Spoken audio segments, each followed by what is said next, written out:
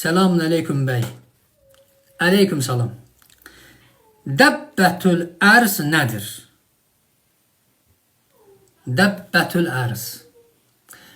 Dəbbətül ərz ərəbdən tərcümədə yerdən çıxan canlı deməkdir. Yerdən çıxan canlı. Qur'an-ı Kərimin Ən-Nəml surəsinin 82-ci ayəsinə baxa bilərsiniz. Ən-Nəml surəsinin 82-ci ayəsində Dəbbətül ərzin barəsində Qur'an-ı Kərimdə yerdən çıxan canlı. O insan deyil. Qiyamət yaxınlaşarkən günəş batdığı yerdən çıxarkən yerdən bir canlı çıxacaq. O canlı heyvan surətində olacaq, heyvana bənzəyəcək. 4 ayağı olacaq. Dəvə ayaqlarına bənzər 4 ayağı olacaq. Öküz başına bənzər başı olacaq. Qoç quyruğuna bənzər quyruğu olacaq.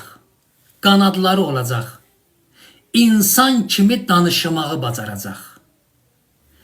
Həzrəti Musa peyğəmbərin əsası, bir də Həzrəti Süleyman peyğəmbərin möhrü o varlıqda olacaq. Allahın əmri ilə onun bəsirət gözü açıq olacaq. O yerdən çıxandan sonra insanlar iki hissəyə bölünəcək. Kafirlər və möminlər. İndi insanlar qarışıb.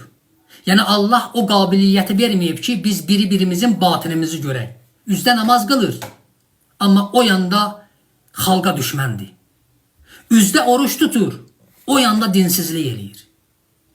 Yəni Allah o qabiliyyəti insana verməyib, insanlar biri-birlərinin içərisini görsünlər. Hər insan qeybdən tutsaydı xəbər, dünyada olmazdı rahat bir nəfər. Elədir? Ona görə biz biri-birimizin batinimizdən xəbərimiz yoxdur. Amma o varlıq yerdən çıxandan sonra Allahın əmri ilə onun bəsirəti açılacaq və insanların əməllərini görəcək və insanları tanıyacaq və insanları iki yerə böləcək. O adamlar ki, o adamlara Həzrəti Musa peyğəmbərin əsası ilə toxunacaq, onların üzləri nurlanacaq, onlar cənnət əhli olacaq, onlar möminlərdir. O adamlara ki, Süleyman peyğəmbərin möhrü ilə toxunacaq, onlar kafirlərdir.